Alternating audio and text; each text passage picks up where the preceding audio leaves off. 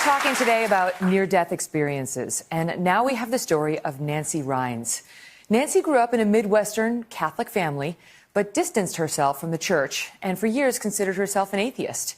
But in 2014, something happened that made Nancy reevaluate her faith. We will meet her in a minute, but first, some of Nancy's story.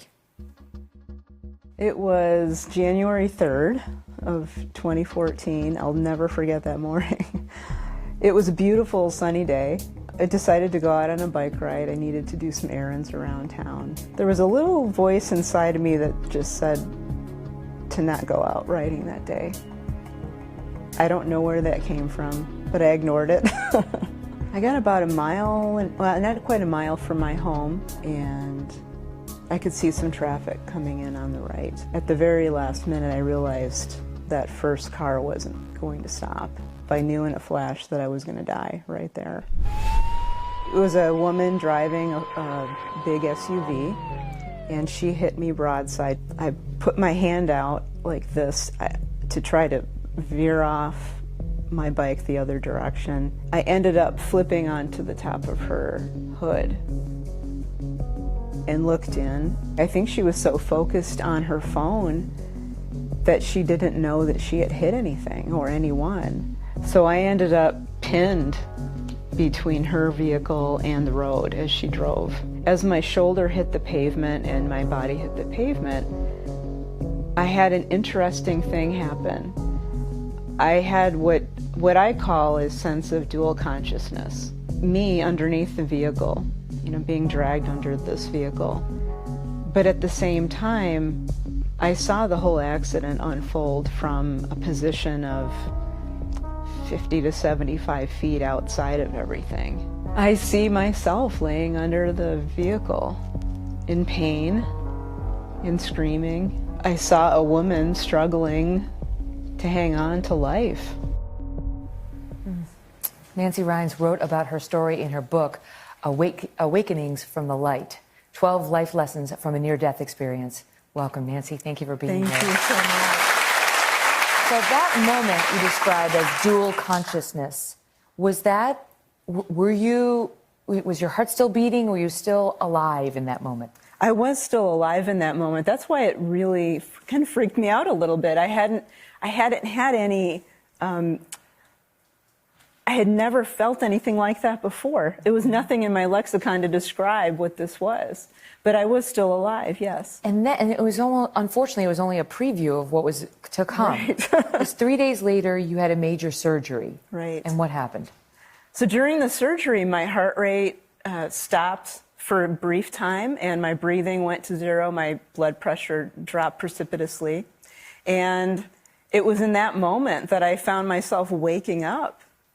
And I thought, wow, this is great, because around me was this beautiful hillside, surrounded by flowers and trees and a beautiful mountain range in the distance.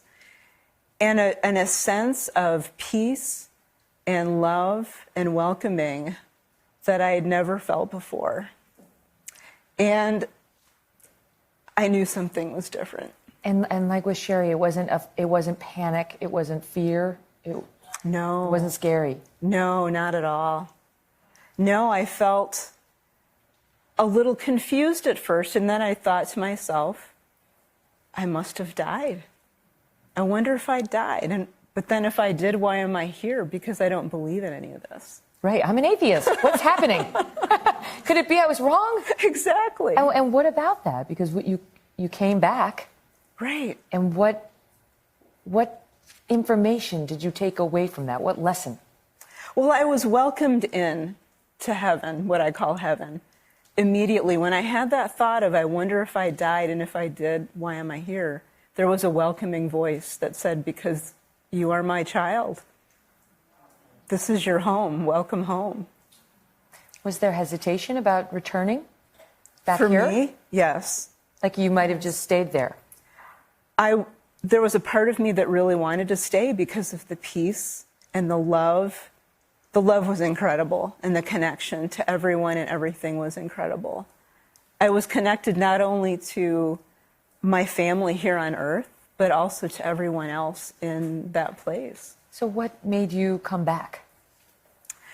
what made me come back was that I had agreed to do this before I was born. And I was reminded of that while I was there. That you had more business left to finish. Right. And I said there was at some point a womanly guide came and kind of helped me out. And I said to her, I don't remember agreeing to do this.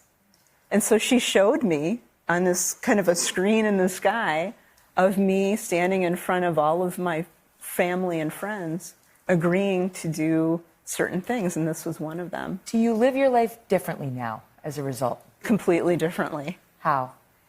I actually take a lot more risks.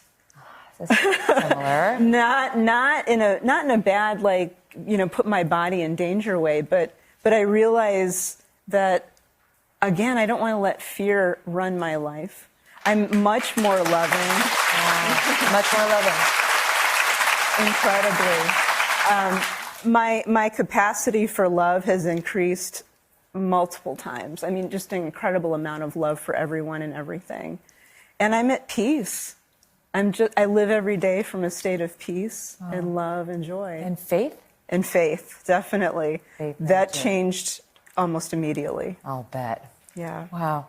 So glad you're well. Me too. And here to tell us the story Me finish your important business. Thank you. All the best. Hello, Today fans. Thanks for checking out our YouTube channel. Subscribe by clicking that button down there and click on any of the videos over here to watch the latest interviews, show highlights, and digital exclusives.